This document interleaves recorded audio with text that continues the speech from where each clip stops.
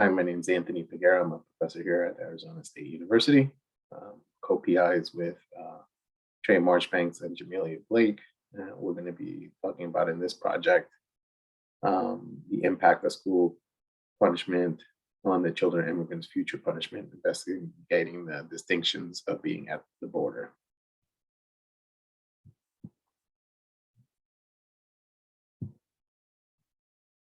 So why focus on safety within schools? It is predominantly known that schools are a foundation of education, institution of socialization, a mechanism of social stratification and reproduction, and a site of Americanization, especially for the children of immigrants. School is where we learn not only about educational fundamentals, but also how we think about ourselves as citizens and individuals within our society.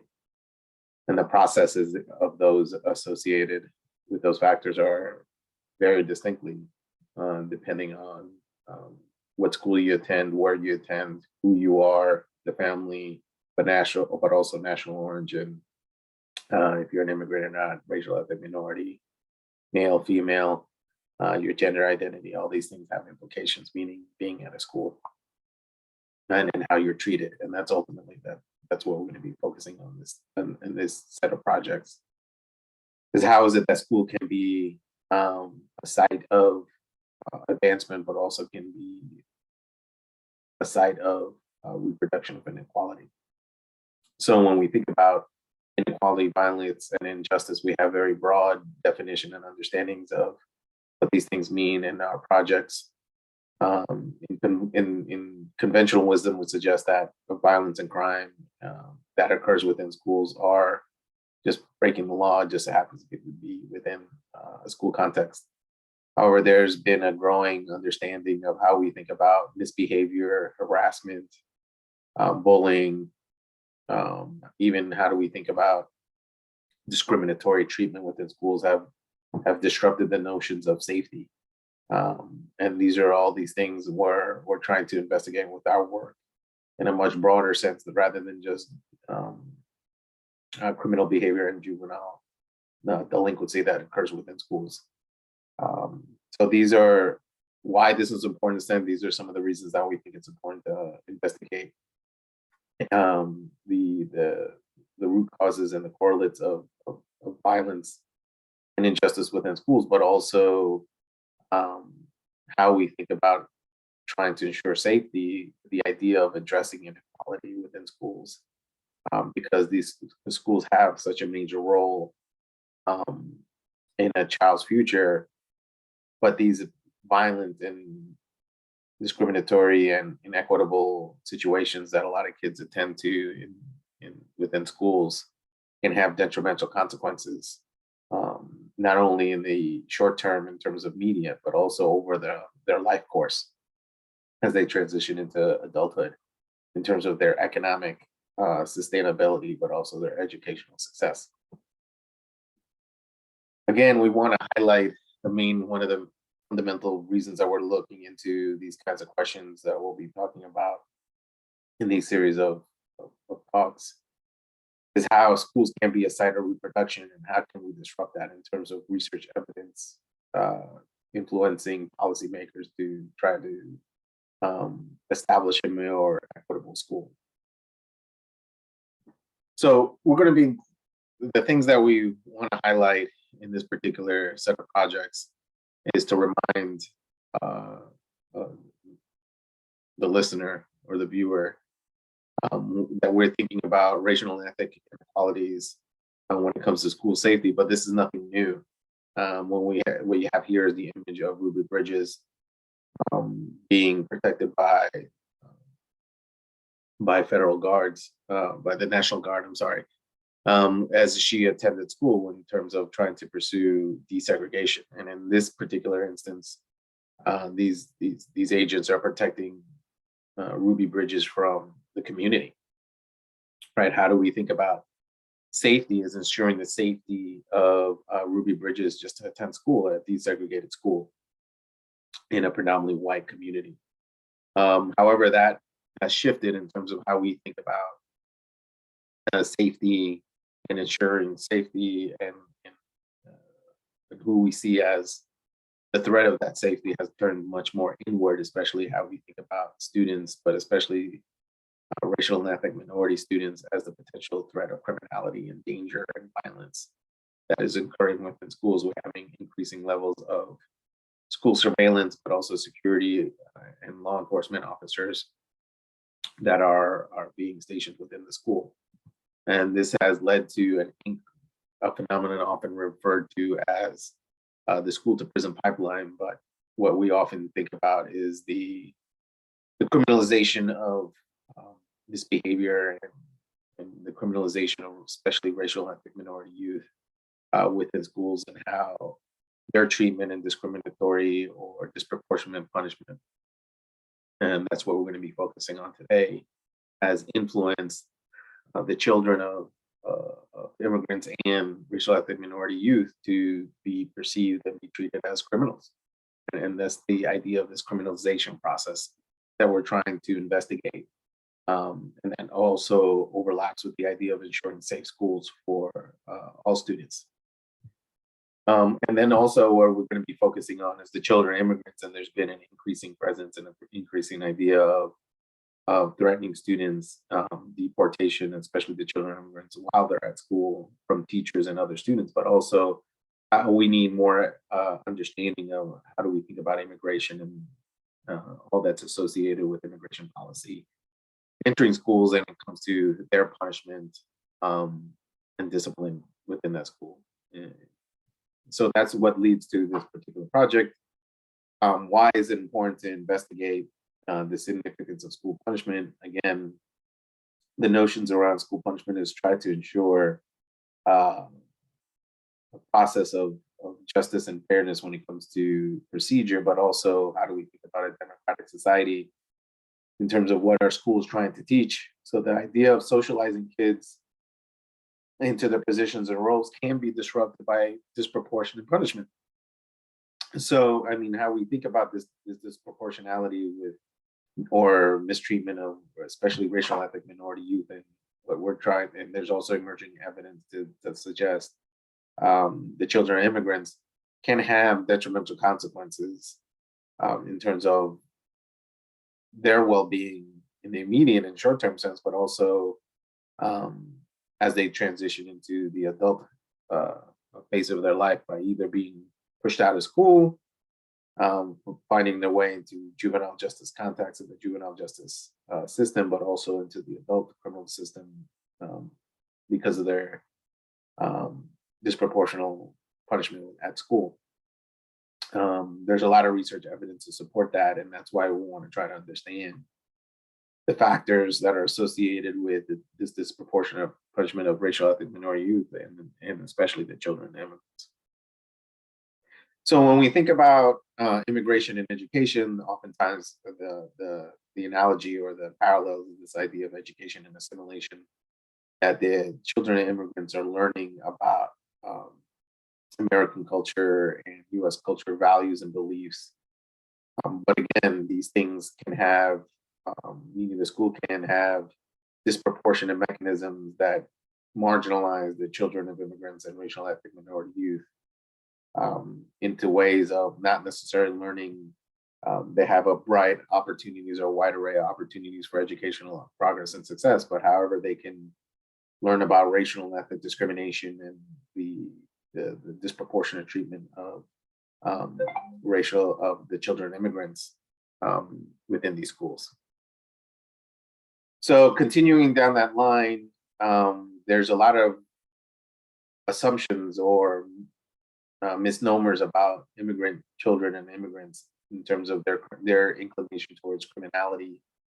This myth about immigrant criminality, when there's research evidence suggesting that there is that first generation immigrants and immigrant youth are less likely to engage in criminal behavior and misbehavior.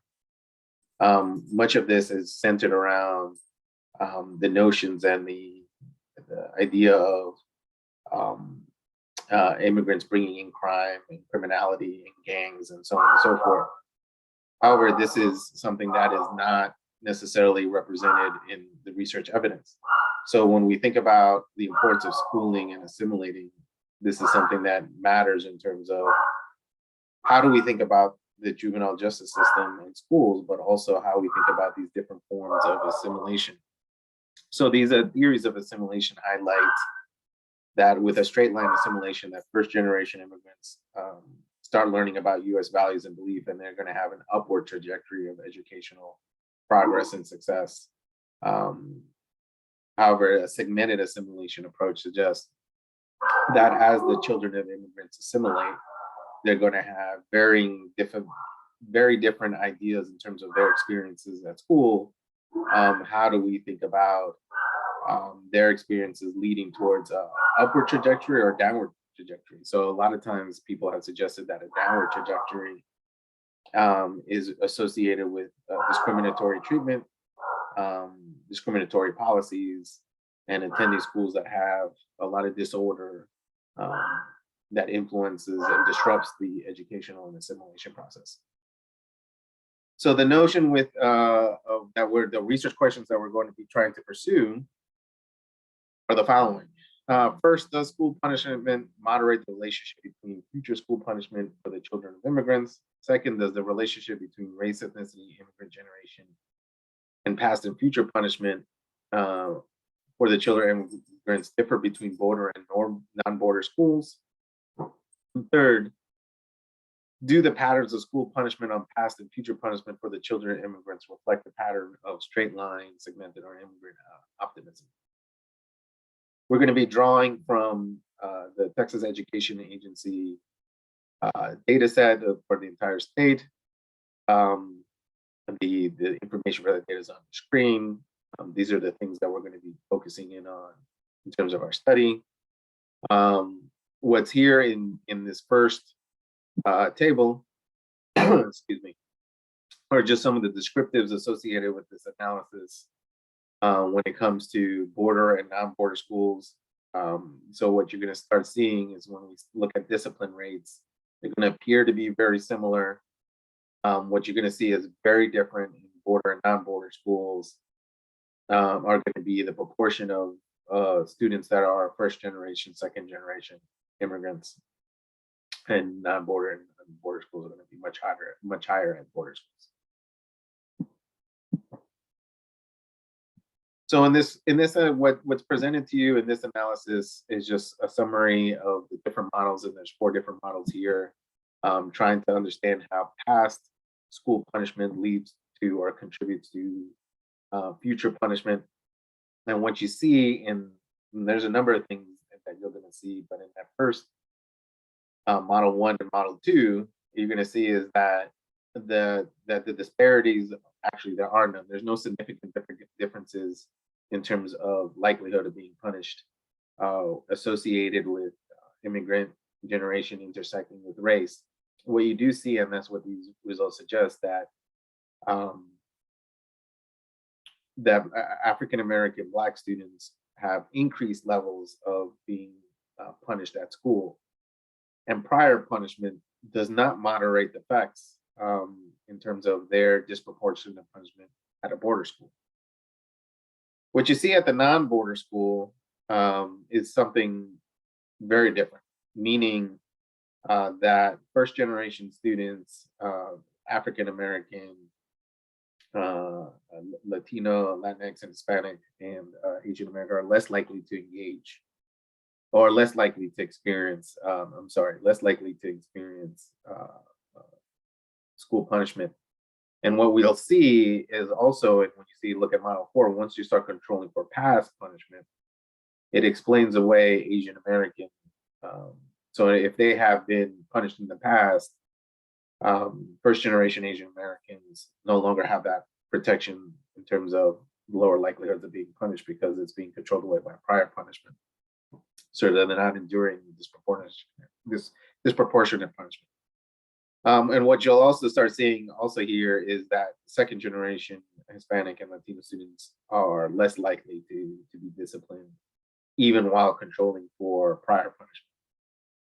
What you also see in the border school, in the non-border schools, is that third generation plus. So these are U.S. native born Black African American Latino, Latinx, and Hispanic, as well as other racial or ethnic minorities, or have increased levels of school punishment, even controlling for prior school punishment. So again, what this suggests is that two things that are pretty important takeaways is that the experiences of disproportionate punishment based on race and immigration generation are very distinct at border and non-border schools.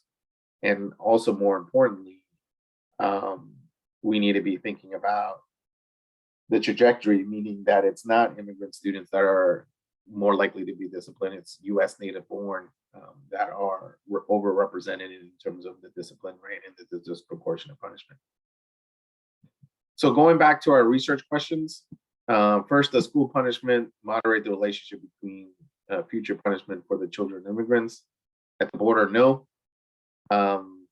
What we do see is that at non-border schools, prior punishment can explain future punishment for Asian Americans. But again, what this highlights is for Black African American and Latino and Hispanic students, prior punishment has no, even while controlling for prior punishment, they're still getting disproportionately punished, meaning the children of immigrants at border schools or less. So when we think about the idea of does it moderate or not, it only has a moderating effect specifically for Asian American students. Second, does the relationship between race, ethnicity, immigrant generation, and past and future punishment for the children of immigrants differ between border and non-border schools? The answer is yes. That disproportionate punishment is associated more at non-border schools. So in other words, the context and the idea of disproportionate punishment is happening more frequently and at a higher rate at border schools, at non-border schools, I'm sorry. So third, do the patterns of school punishment on past, future punishment for the children of immigrants reflect the pattern of straight line, segmented, or immigrant optimism? At the border, no. Non-border, no. So in other words, for there to be a pattern of assimilation, it must have started off with first generation being more likely to be punished, and because they assimilated, they're going to be less likely to be punished. None of those patterns were reflected in the study or in the analysis in this project. Is there segmented? At the border, no, but at non-border, yes, meaning that the intersection of immigrant generation and race does lead to divergent trajectories, for divergent trajectories between the children of immigrants, so specifically for Black and Latino students, and in terms of disproportionate punishment. And then the last aspect of immigrant optimism, the idea that first generation immigrants, you start seeing a decline specifically with second generation. That's also not evident in border and non-border schools. So what are the implications? So one of the things that it's in the research literature is the concern about downward assimilation. That has been a serious concern for much policymakers, and we're starting to see that also in this analysis, that first generation immigrants, especially at non-border schools, are less likely to be disciplined. But then that trajectory of increased discipline and increased punishment at school, even while controlling for prior punishment, are still being experienced, so that has real serious implication towards educational progress and as well as economic success for specifically and especially Hispanic and Black immigrant, the children of immigrants and the immigrant youth. Also, we need to be thinking much more critically about the implications of immigration policy and how that may be, and the myth around immigrant criminality and immigrant delinquency and misbehavior can be finding its way within schools and disrupting and detrimentally impacting the decisions for the punishment of children and immigrants. Again, when we think about these different types of policies within schools, are there other policies that are associated that we could be utilizing in terms of restorative justice, as an example? One of my colleagues also talks about the wrong lessons and the current discipline regime, Aaron Kupchik, in terms of how do we think about school safety within schools. Is there another way of thinking about ensuring the safety of all youth aside from punishment? So limitations and future questions I see as oftentimes overlapping and influencing one another. One of the things we did not focus on, and there's a set of analysis in this particular project, is the role of socioeconomic status. That warrants further investigation. Also, that we didn't look at, that other prior research has suggested is important, is the role of community and families when we think about the relationship between immigration and punishment. And more importantly, in a broader sense, we need to have more information investigating the role of immigration policy, but also school safety policy at the federal, state, and county levels, local levels, and how this is having an impact in terms of the treatment and the disproportionate punishment of racial ethnic minority youth, but also the children and immigrants within our schools. So thanks again for viewing this presentation, and take care.